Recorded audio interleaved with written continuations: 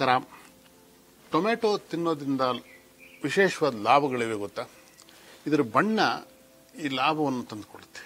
ಇದಕ್ಕೆ ಬಣ್ಣಕ್ಕೆ ಕಾರಣ ಏನು ಅಂತಂದ್ರೆ ಲೈಕೋಪಿನ್ ಅನ್ನುವ ಒಂದು ರಾಸಾಯನಿಕ. ಈ ಲೈಕೋಪಿನ್ ಸಾಮಾನ್ಯವಾಗಿ ಕರಗಲ್ಲ, ಬೇಯಿಸಿದ್ರೂ ಕೂಡ ಬಣ್ಣ ಬದಲಾಗಲ್ಲ. ಹಾಗಾಗಿ ಬೇಯಿಸಿದಾಗೂ ಕೂಡ ಇದು ಬಣ್ಣ ಹೀಗೆ ಇರುತ್ತೆ. ಆ ಲೈಕೋಪಿನ್ ಬಿಟ್ಕೊಳ್ಳಲ್ಲ. ಈ ಲೈಕೋಪಿನ್ ಒಂದು ವಿಶೇಷತೆ ಇದೆ. ಅದೇನು ಅಂತಂದ್ರೆ ಕ್ಯಾನ್ಸರ್ನ ನಿವಾರಣೆ ಮಾಡತಕ್ಕಂಥ ಒಂದು ಗುಣ ಇದೆ. ಹಾಗಾಗಿ ಅದನ್ನ ಕ್ಯಾನ್ಸರ್ ರೋಗಿಗಳಿಗೆ ಇದು ಉತ್ತಮವಾದ ಆಹಾರವಾಗಿದೆ. ಜೊತೆಗೆ ಇದರಲ್ಲಿ ಆಂಟಾಸಿಡ್ಗಳು ತುಂಬ ಜಾಸ್ತಿ ಇವೆ.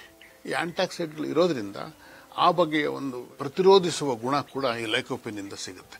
ಈ ಲೈಕೋಪಿನ್ ಪ್ರತಿ 100 ಗ್ರಾಂ ಟೊಮೆಟೊನಲ್ಲಿ 0.8 ಮಿಲಿಗ್ರಾಂನಿಂದ ಸುಮಾರು 8 ಮಿಲಿಗ್ರಾಂವರೆಗೆ ಪ್ರತಿ 100 ಗ್ರಾಂ ಟೊಮೆಟೊ ಹಣ್ಣಲ್ಲಿ ಸಿಗುತ್ತೆ.